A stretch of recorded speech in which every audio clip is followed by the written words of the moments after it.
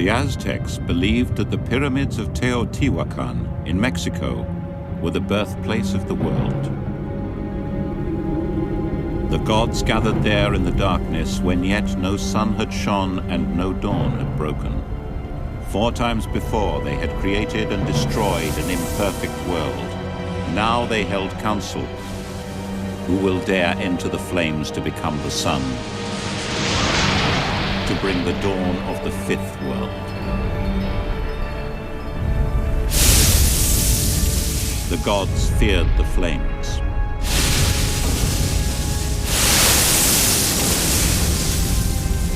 Only the diseased and humble Nanhuatzin had the courage to step forward.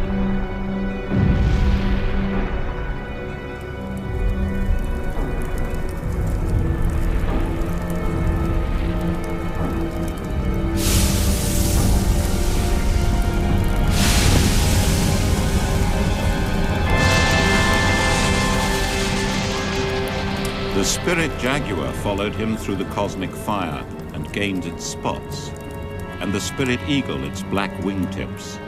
They became the most sacred of animals. The 5th world had been created.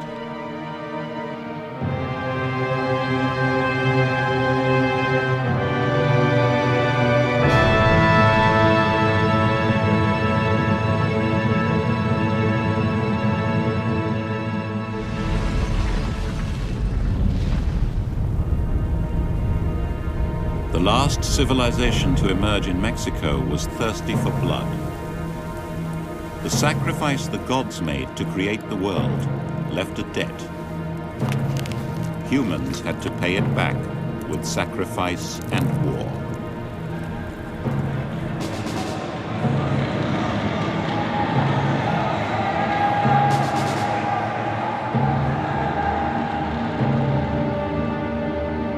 The Aztecs' reign of blood and splendor was destroyed by conquerors from Spain less than 500 years ago. But their history survives. We do know something of the origins of these people and the forces that created their cult of death. Aztec history speaks of an ancestral home, Aztlan, a lake somewhere in northern Mexico, land of the white heron, land of the Aztecs.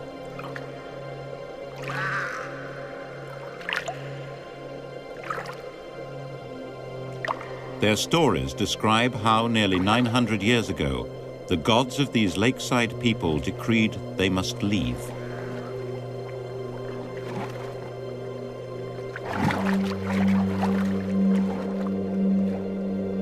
Go and seek out the cactus upon which an eagle stands in his joy. It is there that we shall fix ourselves. It is there that we shall rule, that we shall meet the other nations, and that with our weapons we shall overthrow them. Our city shall be there. The Aztecs recorded their migration in a series of simple drawings. They describe a journey partly mythical, partly real, full of mishap and adventure.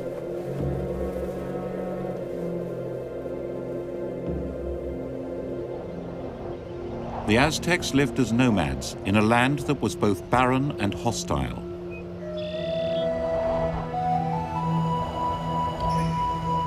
Even the birds of prey that scan these harsh canyons find barely enough to survive.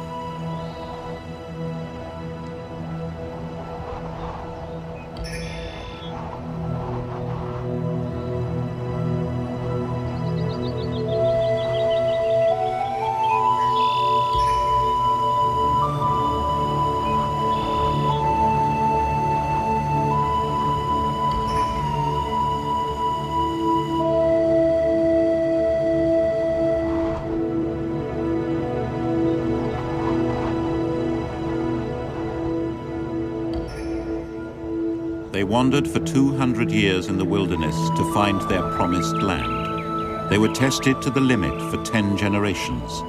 They saw themselves as a chosen people, invincible and indestructible.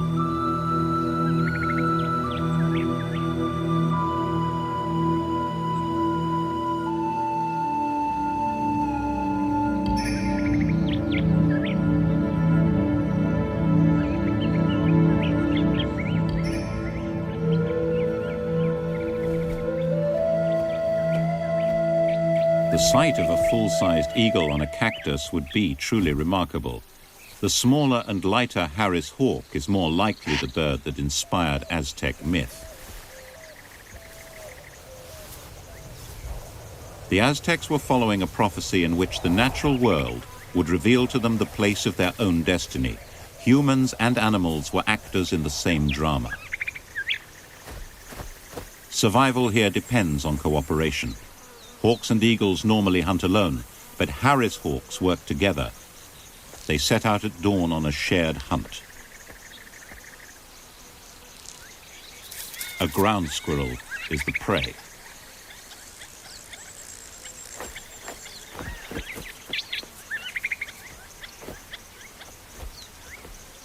Almost unique in birds of prey, maximizes the chances of flushing out the squirrel.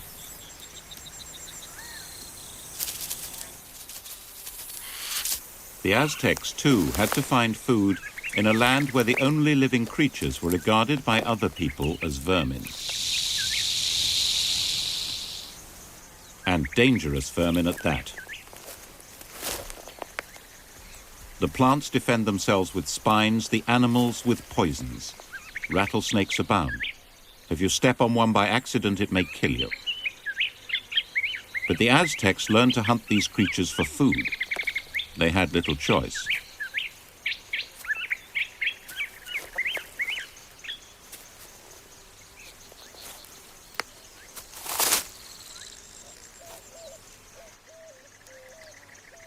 The secret is to handle the snake confidently, holding the head with its poisonous fangs in a firm grip away from the human body.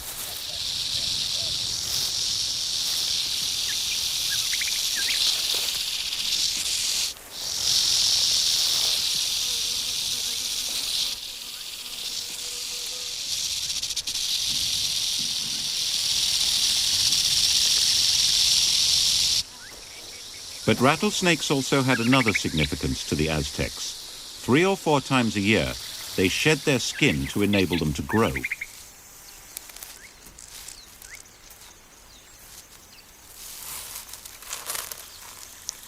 Because snakeskin cannot expand once it's hardened, the rattlesnake has to constantly discard its outer layer in favor of a fresh, supple skin.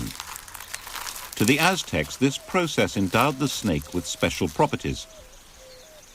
This death dealer was the living sign of rebirth and transformation.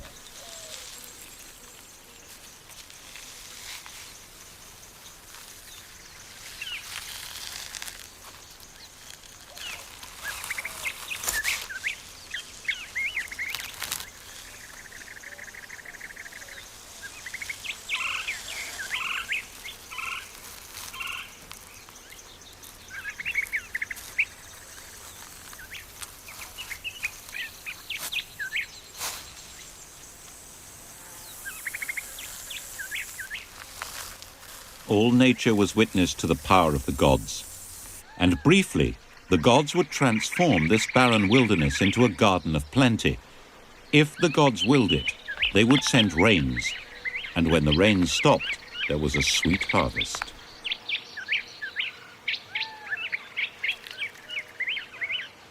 For both wildlife and people, this was a time of plenty.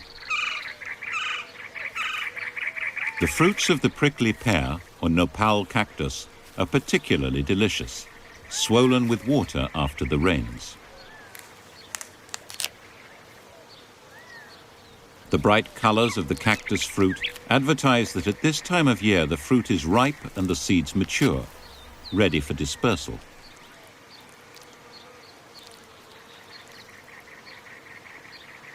The seeds pass undamaged through the bodies of both people and birds and are dispersed across the desert.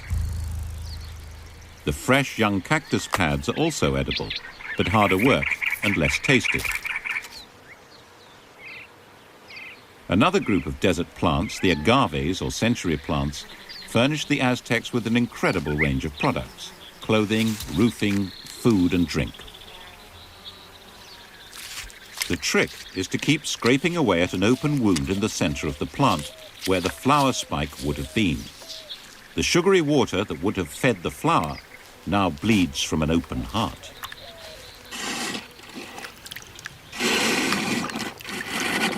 It can either be drunk straight away as honey water or left to ferment to become pulque, the alcoholic drink of the Aztecs. Tequila is distilled agave juice. Agaves flower just once in their lifetime. Their strategy is to spend years storing reserves of sugar and water, and then, in one huge burst of reproduction, throw up a massive flowering spike, burning themselves out. This is the only moment when an agave can produce another generation. The fluid the Aztecs were taking would otherwise have been used by the plant to produce a mass of nectar. With only one chance to bloom and reproduce, agaves must work hard to attract creatures to pollinate their flowers. The thick, fleshy leaves of the agave plant provided the Aztecs with fibers for spinning.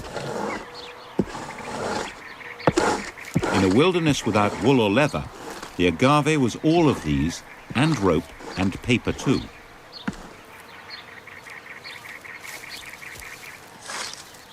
Once the thick outer cuticle is removed, the fine fibers inside can be spun into thread. From this they made their garments and a fiber related to sisal.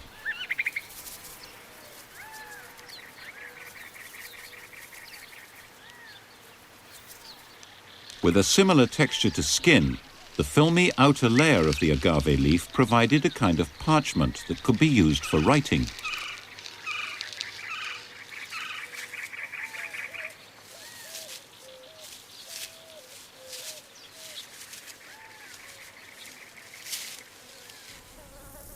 The Aztecs developed a reputation for resourcefulness, endurance, and harsh strength in a hard land. It wasn't only cactus they cut into, and agaves whose hearts they cut out.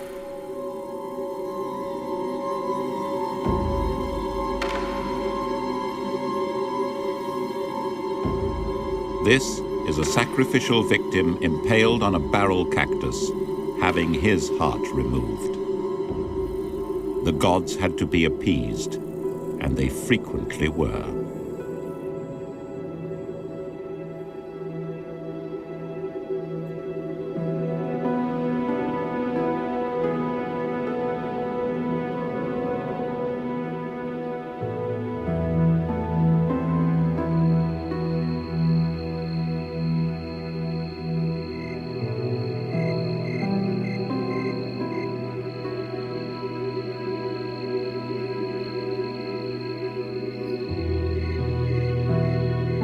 The cool of the night is the time when many of the desert plants flower, particularly the giant cacti.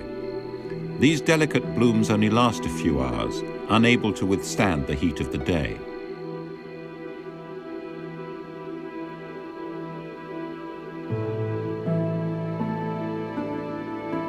The cacti offer themselves to their most important nocturnal pollinator, the bat.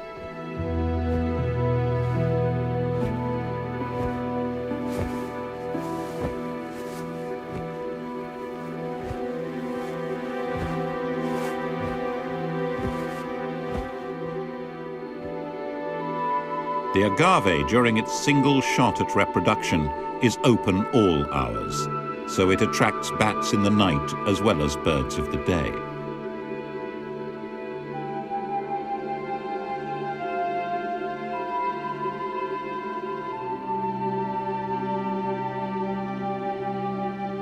Its anthers and stamens are presented high above the flowers to ensure maximum contact with the bats' bodies.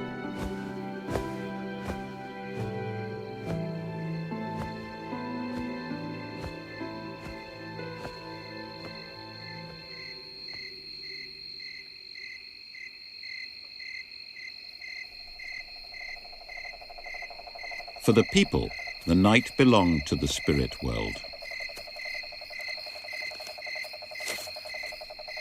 Humans could enter that world through the help of plants and animals. Secretions produced on the skin of toads or in the sap of plants are a defense against predators. For the Aztecs, they were gateways to the realm of the spirits. The sacred cactus, the peyote, produces a chemical which in nature helps prevent it from being eaten. In humans, its effect is dramatic. A single peyote button, less than a mouthful, can result in a trance which may last for days.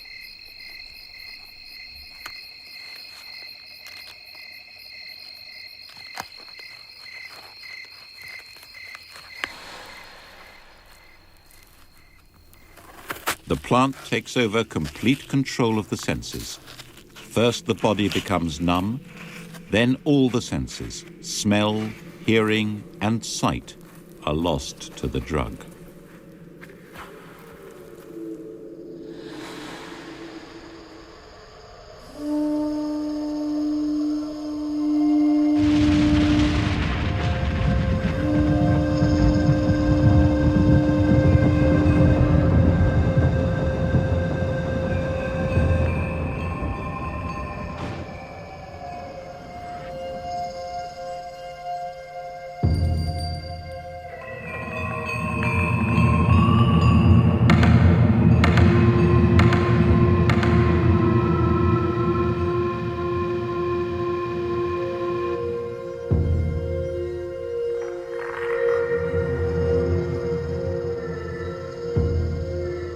The Aztecs had over 1,000 gods.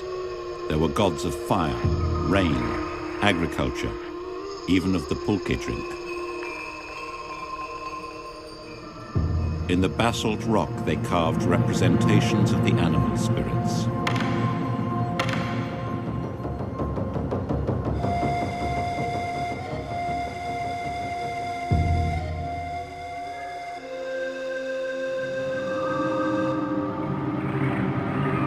The gods created the world, they could also destroy it. They represented birth, death, and rebirth. Many were decorated with snakes and skulls.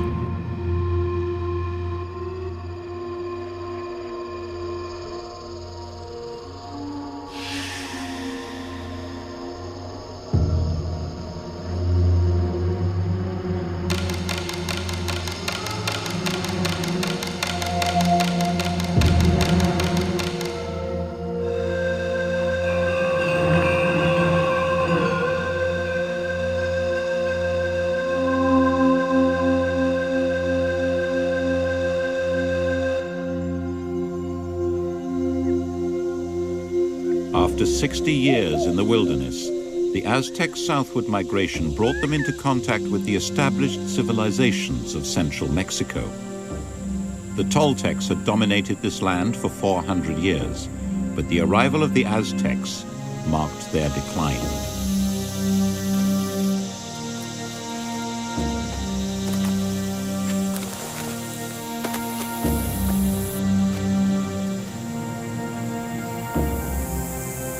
We shall never know exactly what happened, but shortly after the arrival of the desert tribes, the Toltecs were extinguished. All that remained were the stone Toltec warriors, powerless now to defend their land.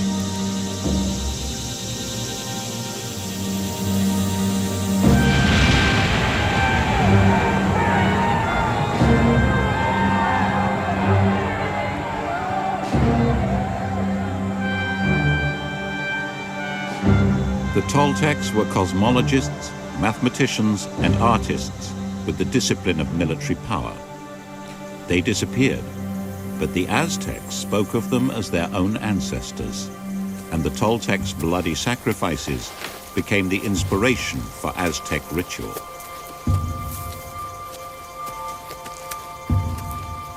The Aztecs were aware that other great civilizations had been and gone before.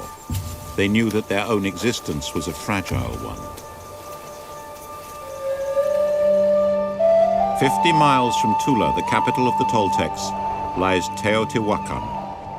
The people that once worshipped here had disappeared some 500 years before the Aztecs arrived. The Aztecs found a vast complex of pyramids and temples with nobody there. Aztec mythology was now built around this mysterious deserted city.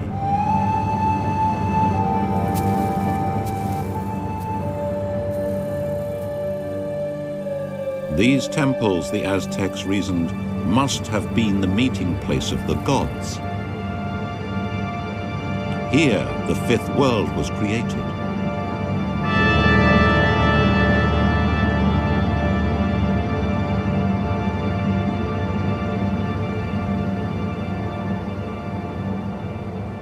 The Aztecs continued south into a land dominated by volcanoes. They entered the high plateau called the Valley of Mexico.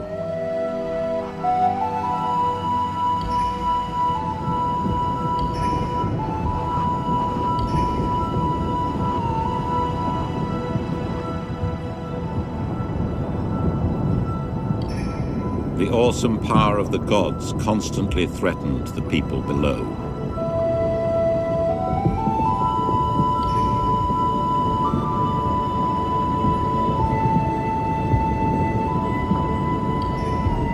Earthquakes and eruptions reminded the Aztecs that the gods controlled this world.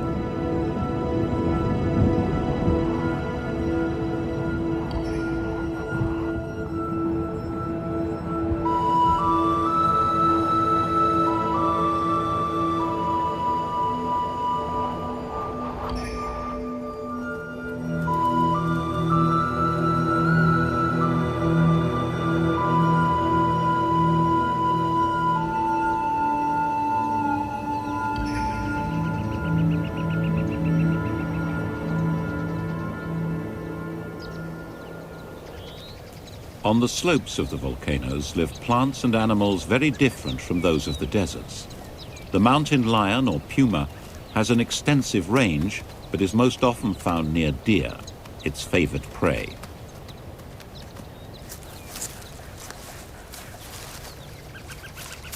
This land was once the home of brown bears. Unlike the deserts, here there were streams of icy water from the cold peaks and delicate orchids in the oak forests.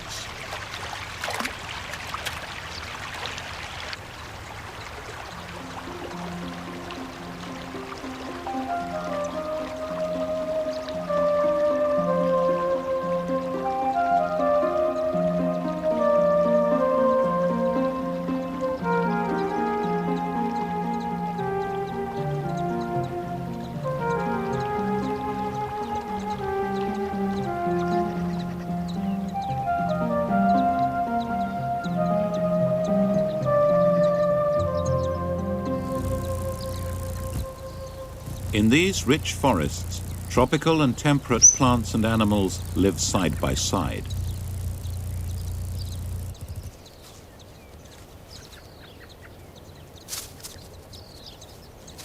Here there were hummingbirds and parrots living in forests of oak and pine. The thick-billed parrot is nature's own food processor, slicing cones into shreds, destroying the seeds. It had plenty of cones to choose from. There were more than 50 species of pine in these great forests.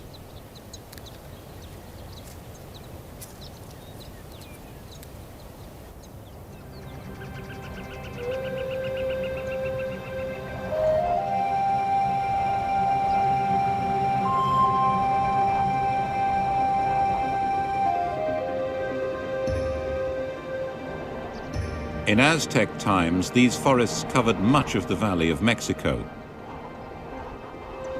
And at their base were giant lakes fed by mountain streams, visited by millions of migrant birds.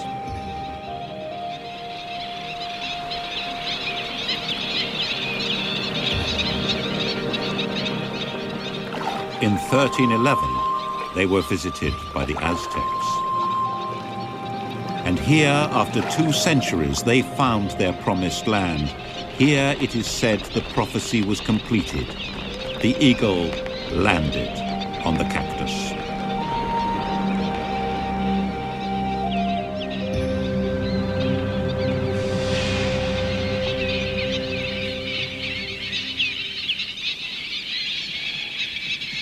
The pelican is one of more than 50 species of waterbird that migrate here to overwinter.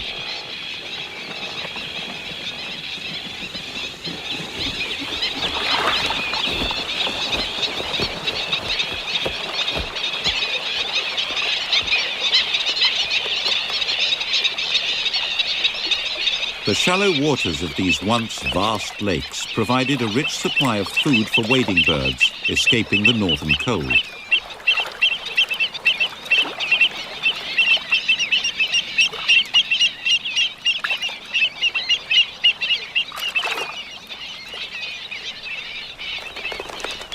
The birds in turn provided a valuable food supply for the human inhabitants of the lakes. Inevitably, the shores were already densely populated by the time the Aztecs arrived. The resident tribes gave the newcomers a hostile reception. But there was one place that was uninhabited. It was uninhabitable, a small, boggy, snake-infested island, the last place on Earth anyone would choose to live. The Aztecs chose it. There they built one of the most spectacular cities on Earth, the Venice of the Americas.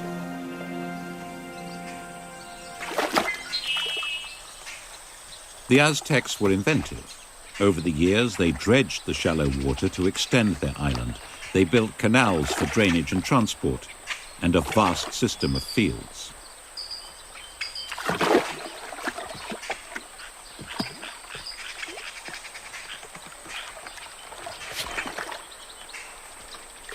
It took less than 100 years to build this city on a lake. The only domesticated animal was the dog. There were no horses, mules or oxen, no draft animals. No need, in fact, for the wheel. Instead, the Aztecs relied on boats and manpower.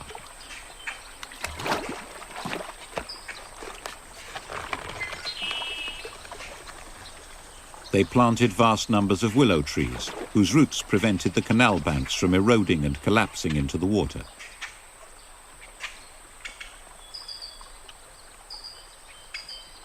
The land was owned communally, a few families sharing a plot, giving the state part of the yield as tax.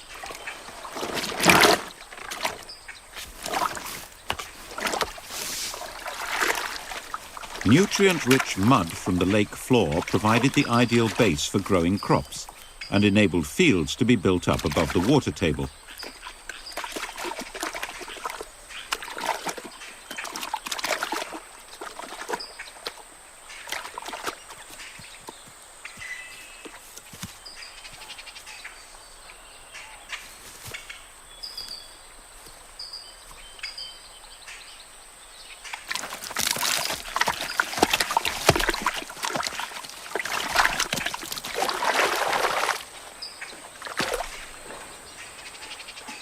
Their farming was incredibly successful. They had no need for slash-and-burn agriculture where new land is cleared every few years. This land could be cropped continuously, year in, year out.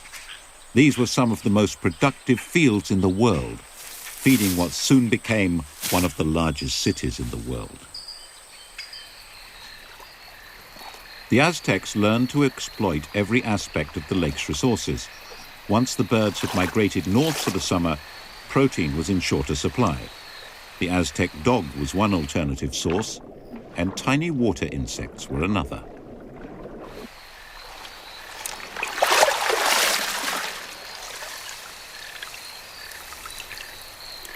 Both the insects themselves and their eggs were treated as delicacies. The Aztecs did have some competition on their island, but it didn't come from human beings. Raccoons are common lakeside inhabitants and feed on anything they can put their paws on.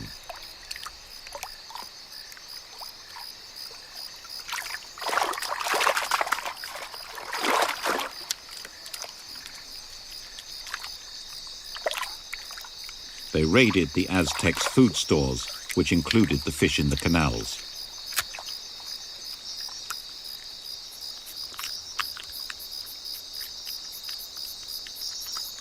The Aztecs gave each animal a name and a character. The raccoon was known as Mapachtli, the bandit, the thief.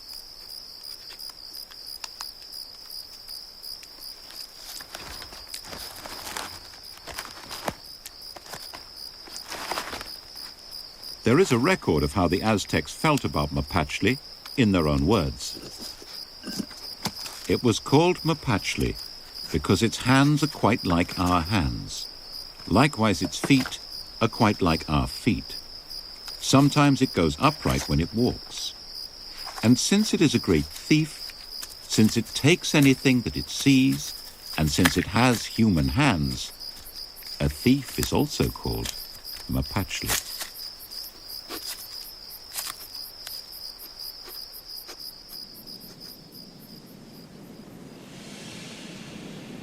The Aztecs flourished and multiplied. Within 200 years, this city on a lake supported a population of some 300,000 people, 4 times larger than the contemporary London of Henry VIII.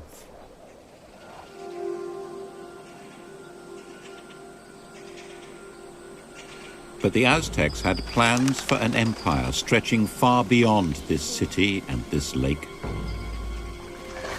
Their conviction that they were a chosen people gave them a truly imperial vision to benefit other people by conquering them.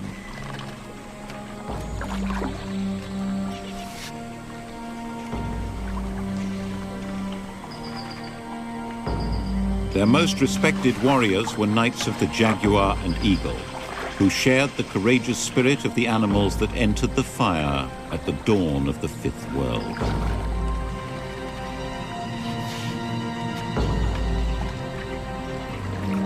These warriors had no fear of death.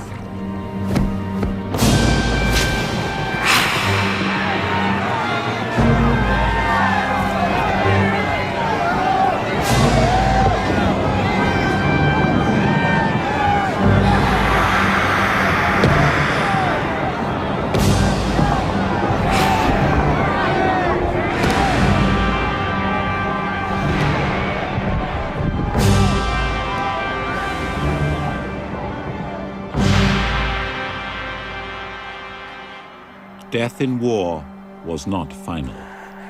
The spirits of the dead could visit this world as animals. Those that died in war would appear as butterflies. Each year, millions of monarch butterflies migrate to Mexico from North America.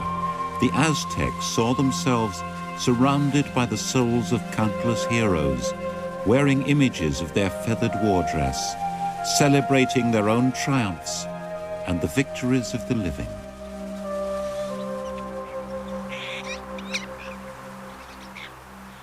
In early spring, as the weather warms, the butterflies begin to mate. Some 200 million butterflies overwinter in Mexico to avoid the northern cold, but even here the temperatures sometimes fall below freezing. When it does, death is everywhere.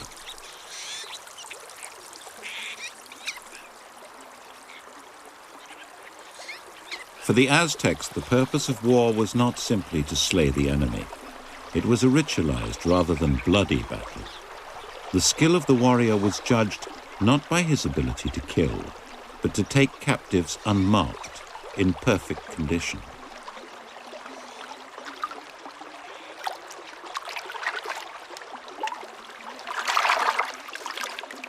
These were the most valuable offerings.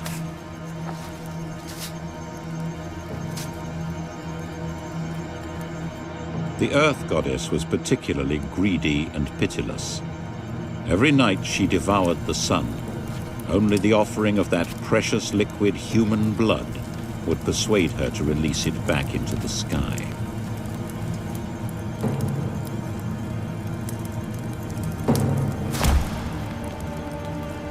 At the inauguration of a new temple on the lake in 1487, thousands of prisoners were sacrificed. The killings continued for 4 days.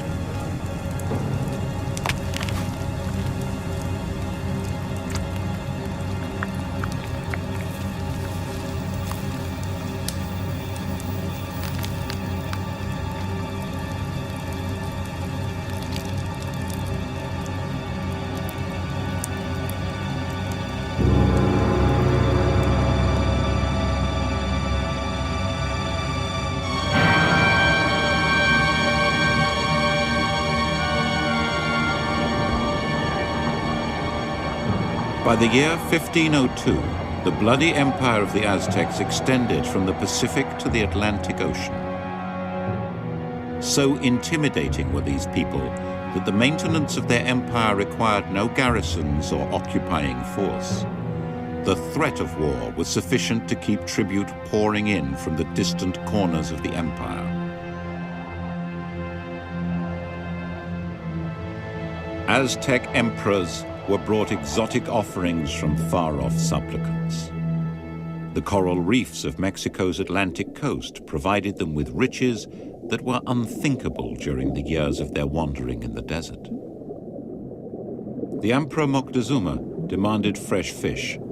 A relay of runners carried the produce some 200 miles back to his capital. Apparently, they did so within a single day.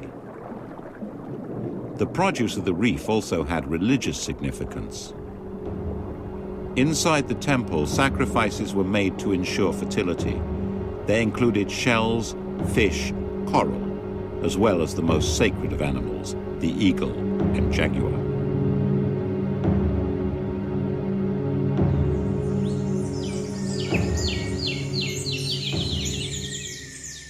The Aztecs traded with and exacted tribute from a whole range of peoples scattered across the different regions of Mexico. The rainforest contained particular riches. It supplied one of the Aztecs' most precious commodities, feathers. The Aztecs called their most valued featherwork the shadows of the most sacred ones. The shining beauty and rich colors of feathers were seen as fragments of the light, color, and delicacy of the world of the gods. Their demand for feathers may even have been the driving force for the expansion of empire.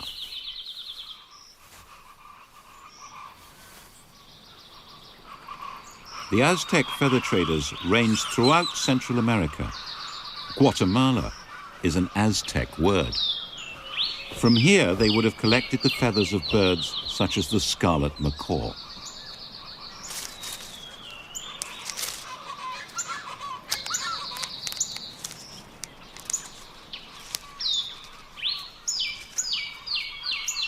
The characteristic call and eye-catching display of Moctezuma's Oropendula rings through the canopy.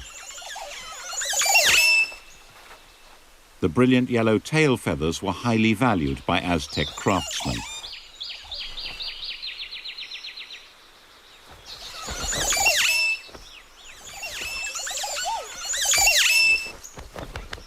But the raiding parties on the Oropendula's nests were not only human. This cowbird is watching carefully for the chance to place its own egg in an Oropendula's nest.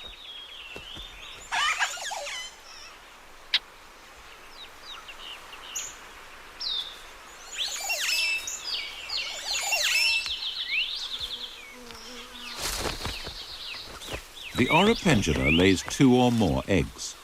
If the cowbird can discover a nest with just 1 egg inside, by laying one of her own, she stands a good chance of fooling the Oropendula. These hanging basket nests give enough privacy for the burglar to offload her egg into an unwitting foster family.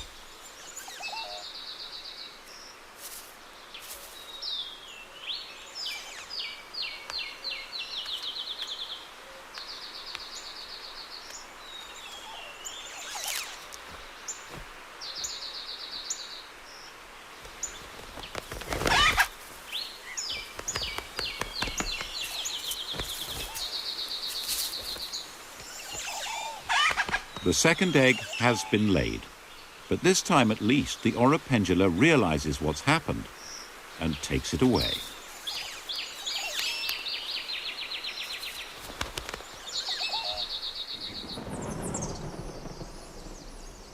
From the cloud forests of the tropical mountains, the Aztecs collected the feathers of the most precious bird of all,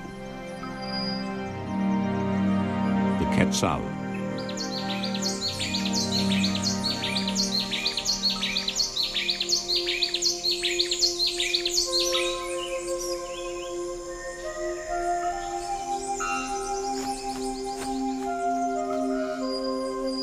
The emperor's headdress contained the tail feathers of hundreds of these birds. More than 10,000 quetzals were caught each year.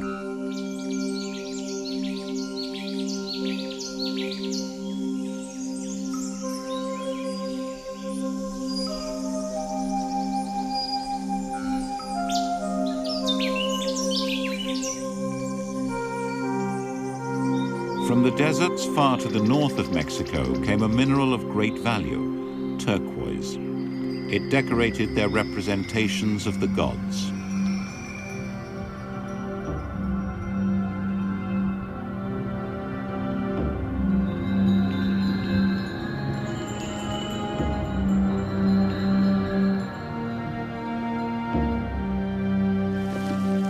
Gold was important too. It was the color of the sun. 2 tons of gold were collected each year in tribute. In a world of uncertainty, here was a metal that would not tarnish or fade.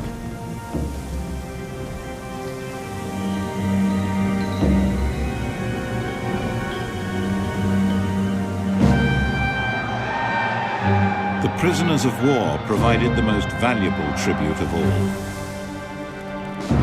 We'll never know how many died in homage to the gods, but tens of thousands must have perished.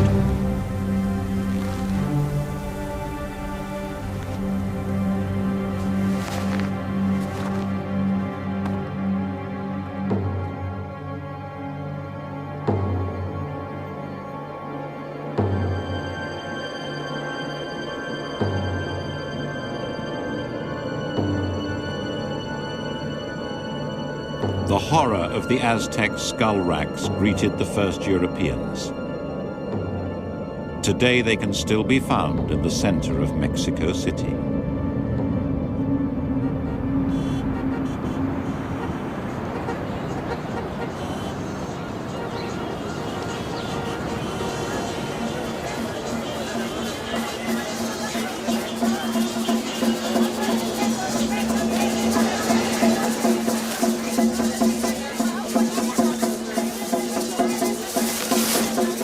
In the central square, street performers recreate Aztec dances for tourists, where once bloody rituals were enacted.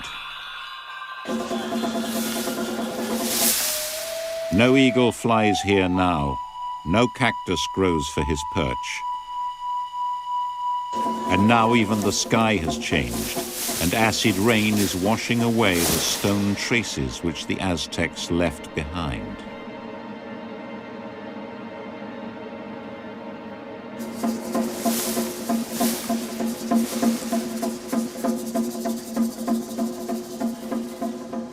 The Aztec Empire did not decay.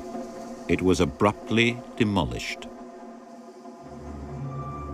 The Aztec calendar predicted the return of a fair-skinned god, Quetzalcoatl, in the year 1 Reed. We call that year 1519. A comet in the sky, a great tongue of fire foretold the arrival of this god from the east. But this was no god. Spaniards, led by Cortez, had arrived in search of gold.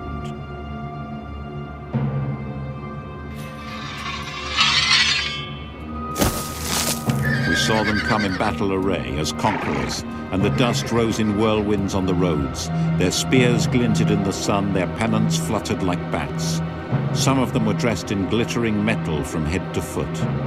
Tame deer carried them wherever they wished to go, holding them as high as the roof of a house, and their war dogs, savage like demons. The Spanish made war in a new way. They did not seek prisoners. They had no interest in sacrifice, just elimination. They joined forces with the enemies of the Aztecs.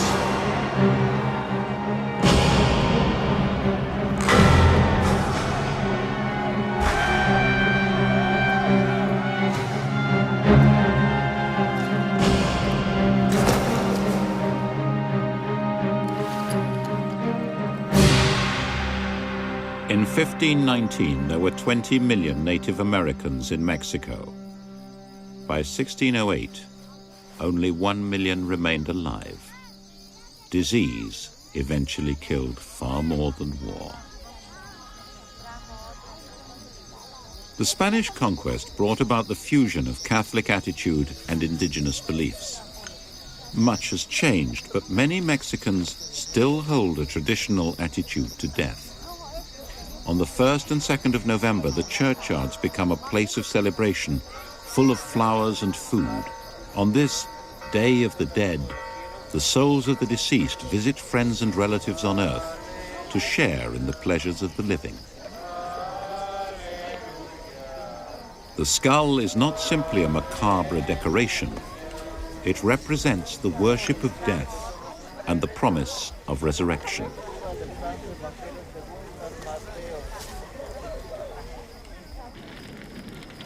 With the demise of the Aztecs, much of the world ruled by the spirits of the Jaguar has vanished. But in certain places and at certain times, that spirit can still be glimpsed. The wildlife and cultures of Central America were both shaped by this extraordinary land. The original civilizations have gone, but the creatures, and at times the spirits, remain.